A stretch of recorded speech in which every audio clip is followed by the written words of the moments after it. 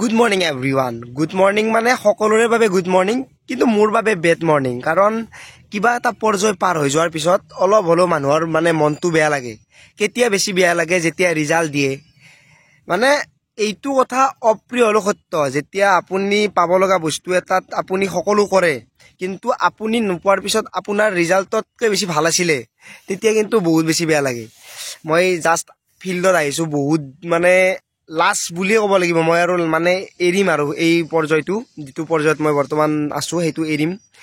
কাৰণ মানুহে ফেইলৰো এটা সীমা থাকে, ইমান বেছি ফেইলাৰ মানে জীৱনটোত সেইটো এটা মানে ভাবিব নোৱাৰা। মানে কালি মোৰ ইণ্টাৰভিউ আছিলে আছাম কামাণ্ডোত। যোৱাকালি মই গধূলি ভিডিঅ'টো নিদিলোঁ। কেইদিনমান আগতে অসম পুলিচৰ ABUB ফেইল কৰি আহিছোঁ। ফেইলটো কৰা কাৰণটো অনলি মই জানো আৰু ভগৱান জানে। কাৰণ কেতিয়াও মই বাহানা নবনাওঁ প্ৰেক্টিচক লৈ। আৰু মই কেতিয়াও আপোনালোকক এইটো কথা ক'ব নিবিচাৰোঁ যে মই ফেইল কৰিছোঁ, বাহানা বহুত বনাইছোঁ। কাৰণ ফেইল কৰাৰ পিছত মানুহে বহুত কথা শুনায়। মই জাষ্ট ফেইল বুলি কৈছোঁ, ফেইল মানে ফেইল। আৰু যোৱাকালি আছাম কামাণ্ডোৰ ইণ্টাৰভিউ কি হ'ল সেইটো কথা মোক বহুতে সুধি আছে। আৰু যোৱাকালি যোনে যোনে লগ পাইছিলে তেওঁলোকেও গম পাইছে কি হৈছে।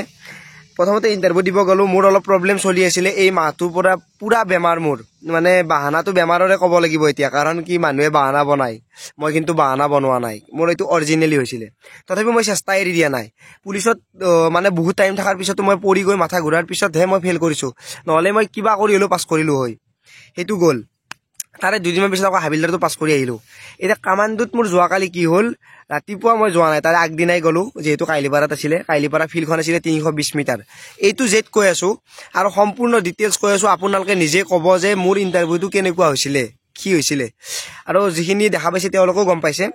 মই মানে প্ৰেক্টিচ কৰা নাছিলোঁ বেছি, কিন্তু লং ৰানিংটোৰ কাৰণে মোৰ বিশ্বাস আছিলে যে মই কিবা কৰি হ'লেও সোমাই যাম। তাৰপিছত যেতিয়া মই ইণ্টাৰভিউ দিব গ'লোঁ ৰাতিপুৱাই 6টামান বজাত গৈছিলোঁ, সোমাব দিলে। সোমালোঁ ফিল্ডত। সোমোৱাৰ লগে লগে প্ৰথমতে আমাৰ ডকুমেণ্টছ চেক হ'ল। ডকুমেণ্টছ মানে অনলি এডমিট কাৰ্ড চেক হ'ল। এডমিট কাৰ্ড চেক হোৱাৰ পিছত গ্ৰুপ বনাই দিলে, 20জনমানকৈ দিছে। মই 3 নম্বৰ গ্ৰুপত, 4 নম্বৰ গ্ৰুপত পৰিছিলোঁ। তাৰপিছত ৰানিং কৰিলোঁ। ৰানিং কৰোঁতে মানে মোৰ ইমানো মানে বেয়া লগা নাছিল, কিন্তু কনফিডেঞ্চটো আছিলে যে পাছ কৰিম। ধুনীয়াকৈ ৰানিং কৰিছোঁ। ৰানিং কমপ্লিট হ'ল। 19 মিনিট 8 ছেকেণ্ড লাগিছে মোৰ, মানে 48 মিটাৰত 19 মিনিট 8 ছেকেণ্ড লাগিছে। মই ভাবোঁ কি পাৰফৰ্মেঞ্চ হিচাপততো বহুত বেয়া হৈছে। মানে লং ৰানিঙৰ যিটো মোৰ পাৰফৰ্মেঞ্চ আছিলে 5 কিলোমিটাৰৰ, সেইটো হিচাপত বহুত বেয়া হৈছে। কিন্তু প্ৰেক্টিচৰ কাৰণে আৰু মোৰ বেমাৰৰ কাৰণে যিখিনি হৈছে সেইটো বহুত বেছি ভাল। মই ভাবিছোঁ নেক্সট ষ্টেপকেইটা কিবা কৰি হ'লে হ'ল। আৰু মই অপ্ৰিয় হ'লেও এটা সত্য কথা কওঁ, লং জাম্প মই 17.5 মাৰোঁ যদিও কেতিয়াবা, কিন্তু মোৰ 100% নহয়। কেতিয়াবা যায়, কেতিয়াবা নাযায়, কেতিয়াবা 17 যাব, কেতিয়াবা 16.50 যাব, এনেকুৱা। তাৰপিছত যেতিয়া মই লং জাম্পত গ'লোঁ, তাৰপিছতে লং জাম্প হৈছে। লং জাম্প মাৰিব গ'লোঁ, মোৰ গৈছে 517 চেণ্টিমিটাৰ। মানে যাব লাগে 530 চেণ্টিমিটাৰ এক্সিলেণ্ট হোৱাৰ কাৰণে মোৰ নগ'ল, মানে এক্সিলেণ্ট মোৰ নহ'ল। লং জাম্পত মই অলপমান মাৰ খালোঁ। ৰানিঙততো টাইমটো অলপ বেছিয়ে লাগিল ভাবাতকৈ, 19 মিনিট 8 ছেকেণ্ড লাগিছে। তাৰপিছত আহিল চিনাপ। চিনাপটো মানে প্ৰেক্টিচ নকৰাকৈও 14 বাৰ মাৰিব পাৰি, মানে যাৰ যাৰ আছে এইটো কনফিডেঞ্চ। মই সেনেকৈ এক্সিলেণ্ট মাৰিলোঁ চিনাপটো 14 বাৰ। তাৰপিছত আহিল 100 মিটাৰ। 100 মিটাৰৰো মানে মই যে লাষ্ট এইখন ফিল্ডত লাষ্ট 2 দিন প্ৰেক্টিচ কৰোঁতে, প্ৰথম দিনা লাগিছিলে 12.80 চামথিং কিবা লাগিছিলে চাগে, মানে 13ৰ আশে পাশে লাগিছিলে। ছেকেণ্ড দিনা লাগিছিলে মোৰ 12ৰ কাষত গৈছে আৰু একদম, মানে 11টোত অহা নাই, কিন্তু 12ত পূৰা আহিছে আৰু। তাৰপিছত যেতিয়া তাতে গ'লোঁ, মানে বহুত দিন 100 মিটাৰ প্ৰেক্টিচ কৰা নাছিলোঁ, কিন্তু এক্সাৰচাইজখিনি ঠিকেই কৰি আছিলোঁ। 100 মিটাৰ তাতে লাগিলে 11:24। মানে মোৰ যিটো ভাবা আশা আছিলে সেইটোৱে হৈছিল। মোৰো আশা আছিল যে 11:50 ভিতৰত আহিলে হ'ল, আৰু আহিছেও।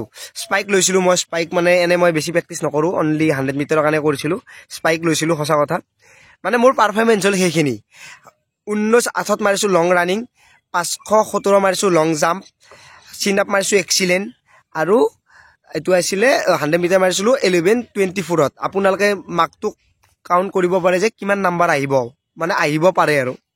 তাৰপিছত গোটেই হাইট চেষ্ট হ'ল। চেষ্টটো টেনশ্যন ইমান ল'ব নালাগে, কাৰণ মোৰ 86 মান আছে নৰ্মেল, আৰু ফুলাবও পাৰি, 10 মান ফুলাব পাৰি। সেইখিনি হ'ল চেষ্ট। হাইটো আহিল, হাইটটো ঠিকেই আছে, হাইটত আজিলৈকে ফেইল কৰা নাই। তাৰপিছত আহিল মই ফেইল কৰা কণ্ডিশ্যনকেইটা। মানে মই বিশেষকৈ সঁচা কথা ক'ব গ'লে মই চকুতে বেছি ফেইল কৰোঁ। মানে মোৰ এক্সিডেণ্ট এটা হৈছিলে, তাৰপিছত মোৰ চকুৰ অলপ প্ৰব্লেমো হৈছিলে।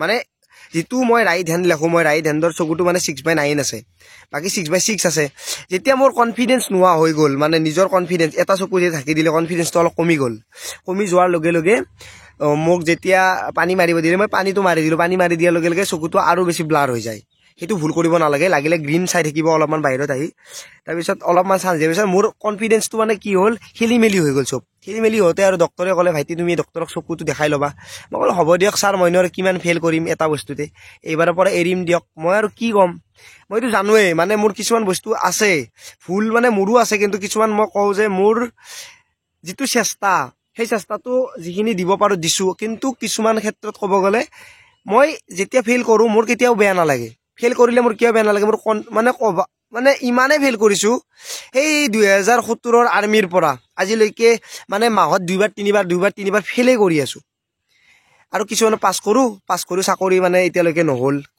কেছ চলি আছে সেইদিনা হাবিলদাৰত পাছ কৰিছোঁ পোষ্ট আছে 5টা ABUBত পাছ কৰিব লাগিছিল হ'ল বেমাৰ কিমান কি পাছ কৰি চবতে পাছ কৰি কেৱল মেডিকেল আসাম ৰাইফলছত 2বাৰ ফেইল কৰিছোঁ 3বাৰ ফেইল কৰিছোঁ আসাম ৰাইফলছত ক্লাৰ্কত 2বাৰ আৰু এবাৰ ৰেডিঅ' অপাৰেটৰত আৰু SSC যদি 4বাৰ হ'ল এইবাৰো 96 আছিলে এইবাৰো ৰিমেডিকেল দিব নগ'লো মই ভাবিছোঁ বাদ দিয়ক যি হয় হ'ব জীৱনটোত ইয়াতকৈ বহুত বেছি ভাল আছে চাগে কেতিয়াও হাৰ মানিব নালাগে মোৰ হিচাপত মই তথাপিও কেতিয়াবা বেয়া লাগে কাৰণ ঘৰৰ প্ৰব্লেমক চাই নিজৰ বয়সক চাই কনফিডেন্সটো মানে লাহে লাহে বাঢ়িও মানুহৰ কমিও যায় বয়সৰ লগে লগে কাৰণ বডি নচলা হৈ যায় এতিয়া মই আপোনালোকক এটা কথাই ক'ম যাৰ কামাণ্ডো ইণ্টাৰভিউ আছে উইথাউট প্ৰেক্টিছটো পচিবল নহয় কিন্তু যদি প্ৰেক্টিছ কৰিছে ভাল নাম্বাৰ এটা পায় তেতিয়াহ'লে আপোনাৰ কাৰণে বহুত বেছি চান্স আছে যোৱাকালি 92টা ল'ৰা গৈছিলে 50টা পাছ কৰিছে 50টাৰ ক'ব গ'লে ভাল নাম্বাৰ 2টা বা 3টাই পাইছে 69 পাইছে এটাই 67 পাইছে দুটাই বাকি সকলোৰে 64 63 58 59 58টো হাইষ্ট আছে 59টো আছে এনেকুৱাকৈ বেছি পাইছে গতিকে মই আপোনালোকক কওঁ মোৰ কিমান নাম্বাৰ আহিলে মই কাউণ্ট কৰিব লাগিব কিন্তু আপোনালোকে যদি একবাৰ কাউণ্ট কৰিছে তেতিয়াহ'লে আপোনালোকে মোক কমেণ্টত জনাবচোন মোৰতো 67 মান থাকিব চাগে আপোনালোকে এবাৰ কাউণ্ট কৰিব কিমান মান থাকিব পাৰে যে নহওক আপোনালোকৰো ইণ্টাৰভিউ ভাল হওক চাকৰিটো কোনোবাই পালে ভাল লাগে কাৰণ চাকৰিটো পালে কোনো কাকো নোখোৱাই কৰবা চাকৰি হ'লে সদায় মানুহে ভাল ভাবিব লাগে কাৰণ কষ্ট কৰিছে ল'ৰাটো চাকৰি পাব লাগে আমাৰ সমাজত বৰ্তমান মানে কি ফেইল কৰিলে ভাল পায় ফেইলটো কৰক কষ্টটো মানুহে বহুত কিবা কিবি আৰু যি নহওক আপোনালোকে মোক কমেণ্টত জনাব আপোনাৰ কোনদিনা কামাণ্ডো আছে আৰু কিমান নাম্বাৰ পাইছে ভিডিঅ'টো সকলোকে শ্বেয়াৰ কৰি দিব নাপাৰিব আজিলৈ মানে পুনৰ লগ পোৱাৰ আশাৰে মই জিতুমণি জয় আই অসম।